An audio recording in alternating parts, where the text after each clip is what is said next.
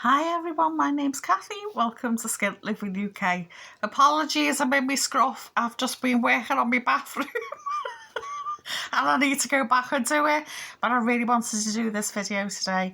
So please excuse me looking like a scruff.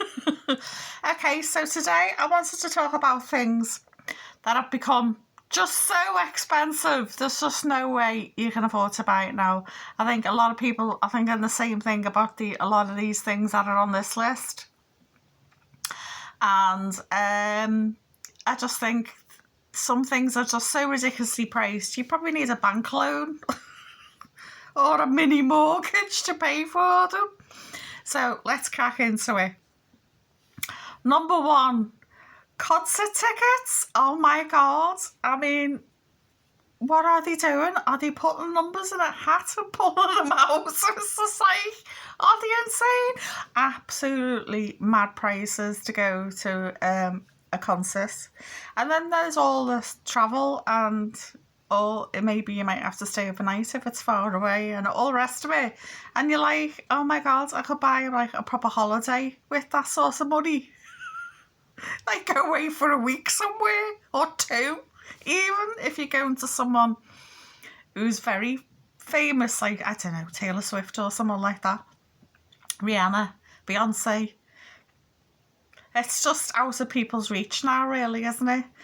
And sort of linked to that, have you noticed, I don't know about anywhere else, but in the UK, the price of train tickets are just like, again, numbers pulled out of a hat. There are loads and loads of train tickets now that are more expensive than buying a plane ticket.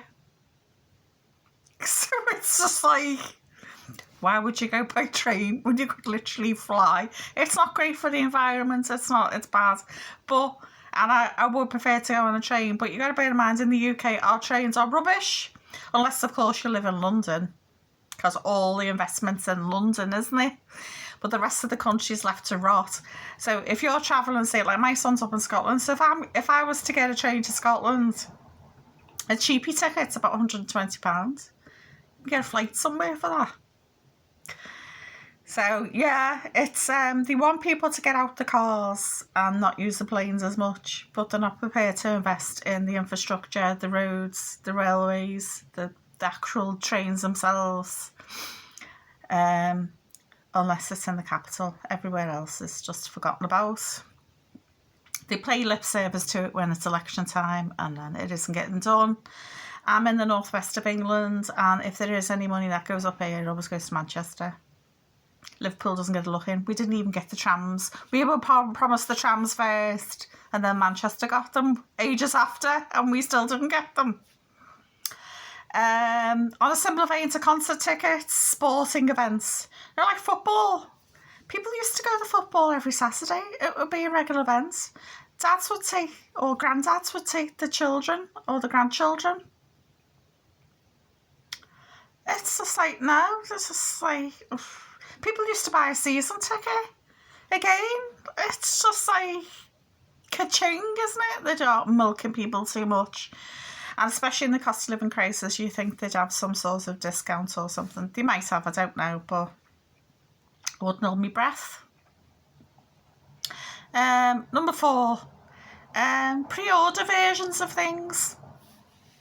My sons are gamers, so when they were young, they always wanted like whatever game was coming up. Like my older son, he used to love Fantasy and Zelda and all that sort of thing. And there was always pre-orders, and or Pokemon. I remember Pokemon, there was like a little Pokeball and a Pokey this and a Pokey that. A Pokey poster. Excuse me. Dull the dust. Yeah, and they'd like the pre-order version would come in a steel case, and it'd come, some of them, Assassin's Creed, and then they used to come with big statues and all that sort of thing. But they'd like be 50, 60 quid. Now you're looking at triple figures. So it's sort of like, yeah. And like a lot of people don't even buy physical games anymore. A lot of people just do the download, don't they? So yeah, I think that's sort of out the window now, isn't it? Let's move on. Organic, anything. Veggies, fruit, oil, honey, anything like that. And I would prefer to be organic. I don't want things to be covered in herbicides, pesticides and whatever sides. But it's punitively expensive. And the few times I have lashed out on a little bit of extra to get, like, say, organic broccoli, it's tasted pants. And I'm like, we'll get that again. So I think the best way to get organic is to grow it yourself, isn't it? I know it's not easy to have honey, but generally fruit and veg, I would say the best way to make sure it's organic is grow it yourself, because the price of it is just mad. There was people knocking the other week about a veggie box, and I really, really would have loved to have done it, but it was just too expensive. There's just no way I could stretch my budget. Next one on a foodie thing is branded cereals. Have you noticed the price of... My son loves the proper Rice Krispies, the Kellogg's Rice Krispies. And a £4 out of box, £5 a box sometimes. I'm like, no, you can have the rubbish ones, the rubbish version that are like 79p or 89p, the own brand ones, rather than the branded ones. And it is rubbish, those ones, compared to the nice Rice Krispies. But I was like, no. So if he wants something like that, I always say, no, you have to give me the money for it, because I'm not prepared to pay it. Because I think £5 for a box of cereal, which is basically a box of sugar, because it's made of either starch or corn or whatever. It's just another form of sugar. So I'm thinking, well, you can buy a kilogram bag of sugar for £1. So basically, if they're charging a £5 for a box of cereal, it's not good for you. Okay, they spray some vitamins on it, but no, you best... Maybe with a £5 you can buy some meat, some dairy, some organic vegetables. You could go mad and lash out on organic cabbage rather than having a box of Rice Krispies. Yeah, so there you go. It's a bone of contention with me, that. Another one, olive oil. Oh my god, olive oil's gone. I love olive oil, and I like to drizzle it on salads and things and in my cooking. But the proper posh stuff that comes in a glass bottle or a plastic bottle, 12, 15, £20. Yeah, I love it. So I've downgraded. I've gone to the plastic bottles now because I just can't afford to buy the glass bottle ones. So if anyone out there knows where I can get a reasonably priced but good quality olive oil in a glass bottle, because you know the quality ones are in a glass bottle, please let me know, because I can't find any that I can afford. Eating out and food deliveries. If you go to Uber Eats, there's all these mad service charges. Yeah, delivery charge, service charge, existing charge, it come in a box charge. Yeah, and when you eat out, the portions are tiny. There's a place that we used to go, which was like down the road from where we used to live, and it's called it's like a Mexican place. And we used to go there quite regularly because you see big massive portions. The service was great. It was good. And they did a lovely breakfast as well. Big massive breakfast, as much coffee as you wanted. And sometimes we'd actually go for a Mexican in the evening. And we went a while ago, and I was like, where is it? Because I bought this spicy chicken, and you're like, where is it? It was more plate when you looked at the food. I could see more of the plate than I could of the food. So I said to my son, I won't become here again. Yeah, and I haven't, because it's just like, okay, I know times are tough, but I'd rather they put the price up and give me a decent portion rather than a little teeny weeny thing. But what they cheekily done the last time we went, they put the price up and the portion was smaller. So it's like, no. And another one, my last one now, is greeting cards. Yeah, I know people send digital ones, but sometimes if you've got family or friends that live far away, it's nice to actually send a proper tangible card. I'm a Gen X, so I'm an old fart, so it's probably more akin to my generation and boomers as well.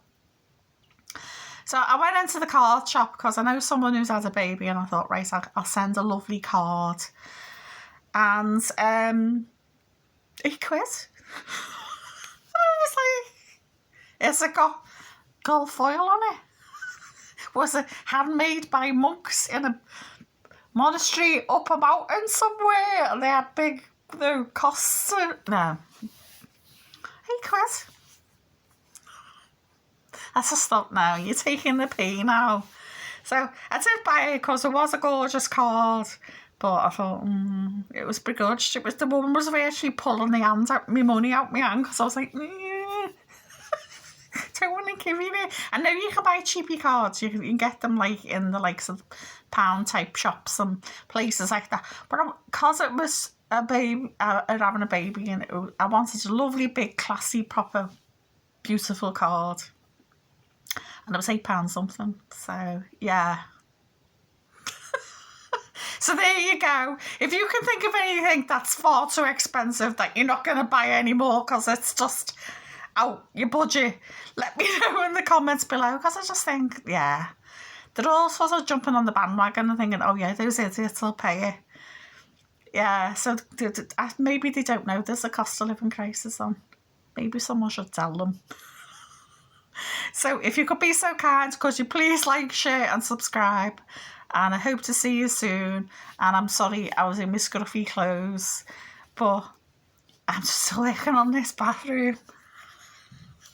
It's nearly there now. So I've just got a couple of rows of tiles to do, and that's the tiling done. And then I've got to scrape off all the rubbish off them and grout it.